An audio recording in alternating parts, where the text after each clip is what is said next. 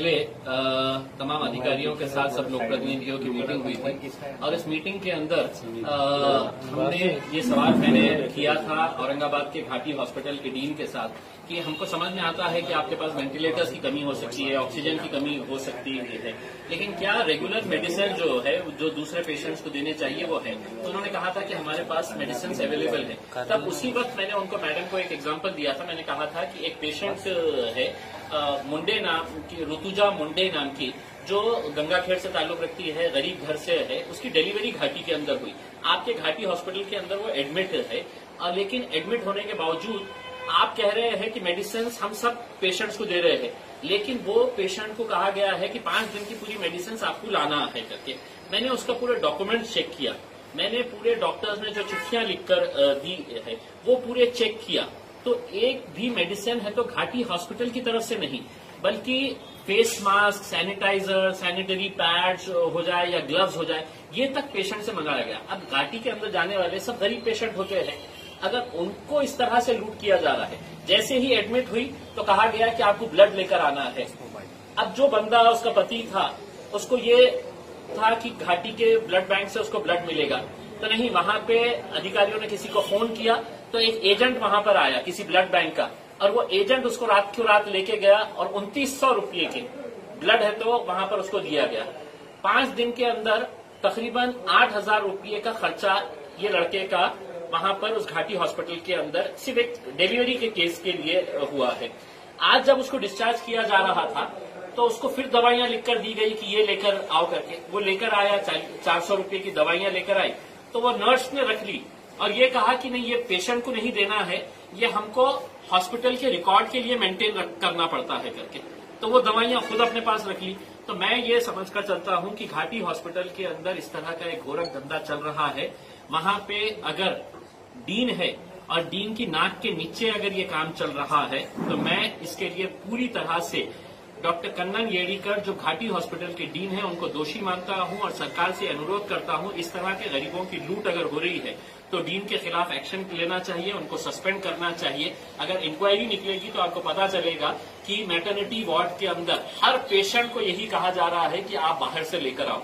Private hospital में अगर कोई पेशेंट गया तो वो ला सकता है, उसके पास पैसे की ताकत है, लेकिन गरीब आदमी जिसके पास पैसे नहीं होते हैं वो घाटी में जाता है। और अगर घाटी में इस तरह की लूट हो रही है और सरकार और पूरे अधिकारी खामोश है तो कहीं न कहीं इस लूट के अंदर वो भी शामिल है। मेरा ये कहना है। महात्मा फुले योजना के तहत अभी तक कितने लोगों को लाभ मिला है और ये योजना क्यों लागू नहीं हुई है? देखिए, 2 दिन पहले जब मुख्यमंत्री साहब के साथ वीसी हुई वीडियो कॉन्फ्रेंसिंग, तो उसमें तकरीबन 6 सेक्रेटरीज मौजूद थे। मैंने ये सवाल मुख्यमंत्री साहब से कहा कि 1.5 महीना पहले यहाँ पर महाराष्ट्र के स्वास्थ्य मंत्री राजेश टोपे साहब आए थे और उन्होंने कहा था कि हमने जब ये मांग की थी कि कोविड को भी, कोरोना के केसेस को भी आप महात्मा ज्योतिबा फुले के साथ जोड़ दें, तो उन्होंने उस वक्त भरी प्रेस कॉन्फ्रेंस और मीटिंग के अंदर कहा था कि हमने इसको जोड़ने की प्रक्रिया शुरू कर दी है करके। वीडियो कॉन्फ्रेंसिंग के अंदर जब मैंने ये मुद्दा उठाया और मुख्यमंत्री साहब से कहा कि साहब ये क्यों नहीं किया गया है, 1.5 महीना पहले आपकी ही सरकार का मंत्री आकर ये कहता है, तो सेक्रेटरी ने एक बात कहना शुरू कहा। उन्होंने कहा कि नहीं, हम औरंगाबाद के अंदर हमने इसको इंक्लूड कर दिया है, इसका इस तरह का पैकेज तैयार किया गया है। मैंने बीच में रोका उनको और कहा कि मुख्यमंत्री साहब ये आपको मिसलीड कर रहे हैं या आपको गलत इन्फॉर्मेशन दे रहे हैं। 1 रुपये का भी फायदा किसी पेशेंट को, कोरोना के पेशेंट को इस स्कीम के अंदर नहीं हुआ है करके आप चाहे तो अधिकारियों से पूछ लें।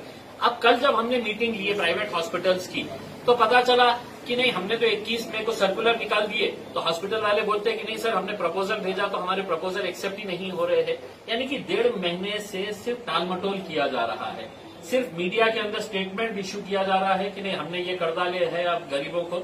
लेकिन मैं आपको ओपन चैलेंज करता हूं, 1 रुपये का एक किसी पेशेंट के ऊपर है तो ये स्कीम का फायदा नहीं मिला है, और इसके लिए कोई जिम्मेदार है तो प्रशासन जिम्मेदार है, सरकार जिम्मेदार है, और ये सिर्फ लोगों को घुमाने का काम कर रही है, मैं समझता हूँ। टास्क फोर्स और मीटिंग, देखिए, जब ये कोरोना फैल रहा था तो हर शहर में एक बेटर कोऑर्डिनेशन करने के लिए एक टास्क फोर्स बनाया गया था।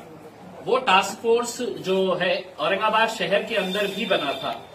8 मई 2020 को, आज के दिन 27 तारीख है, यानी कि तकरीबन 1.25 महीने का समय हो गया है।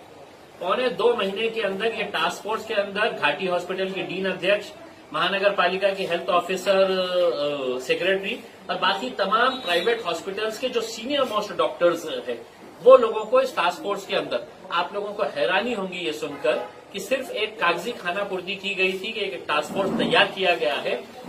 2 महीने के अंदर ये टास्क फोर्स की एक भी मीटिंग औरंगाबाद के अंदर नहीं ली गई है।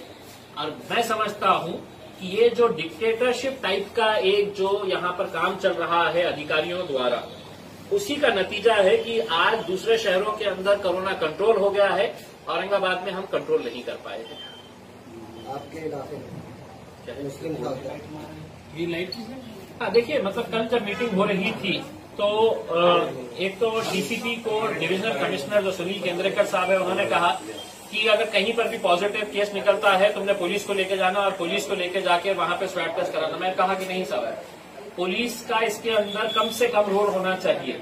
अगर कोई विरोध करता है तो आप वहां के एनजीओस को बोलिए, वहां के लोकल डॉक्टर्स को इन्वॉल्व करिएगा, और कुछ नहीं तो हमें बताइएगा, हम जाके करेंगे करके उसमें। तो बातों बातों में उन्होंने ये कहा कि तुमच्या एरियामध्ये हे चाललेलं आहे। मुझे ये डिविजनल कमिश्नर से ये पूछना है कि तुमचा एरिया म्हणजे काय? मी औरंगाबाद जिल्ह्याचा खासदार आहे, मैं औरंगाबाद जिले का खासदार हूं, किसी एक जात, एक धर्म और एक मजहब का नहीं है। इस तरह की अगर मानसिकता रख के अगर कोई कमिश्नर अगर अपने एमपी को ये कहता है कि तुम्हारे एरिया के अंदर हमको तुम्हारी मदद लगेगी, तो क्या मैं किसी दूसरे एरिया में नहीं गया हूं? मैं बजाज नगर में नहीं गया हूं, मैं जय भवानी नगर में नहीं गया हूं, शिवाजी नगर में नहीं गया हूं, मुकुंदवाड़ी संजय नगर में नहीं गया। लेकिन ये इस तरह की बात करना, मेरे हिसाब से मैं कड़ी निंदा करता हूं इस तरह के स्टेटमेंट्स की। लॉकडाउन के पक्ष के अंदर कितने लोग हैं, कितने नहीं है, इसके बारे में अभी जो इमीडिएट जो स्टेप्स हमने लिए हैं, अगर उसके अंदर अगर कुछ और बातें निकलकर सामने आती है तो दोबारा बैठेंगे और उसके ऊपर चर्चा करेंगे। लेकिन मैं ये समझता हूं कि lockdown is now the solution. 3 महीने हो गए हैं, हमने लॉकडाउन सब करके देख लिए हैं। अब ये अपनी गलती छुपाने के लिए फिर जनता को है तो किस तरह से हम लोग है तो एक मर्तबा अंदर कैद करे करके, ये कहीं ना कहीं इनके एडमिनिस्ट्रेशन के लैप्सेस थे, जिसकी वजह से लोगों को खामियाजा भुगतना पड़ा है। अब ये अपनी गलतियां छुपाने के लिए फिर पब्लिक को बोलेंगे कि नहीं हम लॉकडाउन करेंगे, पुलिस का डंडा चलाएंगे, ये करेंगे, तो अब ये सब चीजें चलने वाली है। क्या आपसी कोऑर्डिनेशन की कमी रही? देखिए, यकीनन शुरुआत से ही ये बात समझ में आ रही है और अब यहाँ तक बात आ गई है कि Aurangabad bench of Bombay high court को स्व मोटो इसके ऊपर प्रशासन को सवाल करना पड़ा है कि अगर कोऑर्डिनेशन अगर नहीं रहा, तो हाईकोर्ट ने है तो नोट किया है ये चीज को, तो जो बात मैं आप कह रहे थे वो हाईकोर्ट भी अगर नोट कर रहा है तो बहुत ही एक दुर्भाग्यपूर्ण बात है कि यहाँ पर इस तरह की situation, lack of coordination between officers and lack of coordination, जो एक समन्वय होना चाहिए अधिकारियों और लोक प्रतिनिधियों के बीच में। लोक प्रतिनिधियों को तो यहाँ के अधिकारियों ने बोले कि नहीं, इनकी तो कोई लायकी नहीं है, हम जो बोल रहे हैं बस वही फाइनल है। अब जब वो बोल रहे थे तो उसका खामियाजा पूरे शहर को भुगतना पड़ रहा है। इस प्रॉब्लम पर आपकी मांग ही क्या है सरकार से? देखें, अभी थोड़े दिन तक इनको और मौका देंगे क्या एक्शन लेते हैं करके, और अगर इसके अंदर कुछ बदलाव नहीं आता है तो फिर सभी राजनीतिक पार्टियों के, देखिए पहली मर्तबा ऐसा हुआ है कि हमने ये नहीं देखा है कि एमआईएम के साथ शिवसेना के आमदार बैठ रहा है या बीजेपी के आमदार बैठ रहा है या एनसीपी का आमदार बैठ रहा है। हम सभी लोग एक साथ मिलकर आए क्योंकि सभी को इस बात की चिंता सता रही थी कि अब बहुत हो गया है, पानी सर के ऊपर से निकल गया है, अब हमको सबको है तो मैदान के अंदर उतरना पड़ेगा। अगर हम पहले उतरते तो ये अधिकारी हमारे ऊपर ढकेल दिए होते और ये कहे होते कि ये नहीं तो ये लोक प्रतिनिधियों की वजह से है तो ये हालत तो हुई है करके, तो हमने आपको खुली छूट दी है। और वो खुली छूट के बाद भी अगर रिजल्ट नहीं निकला है तो मजबूरन हमको आना पड़ा मैदान के अंदर।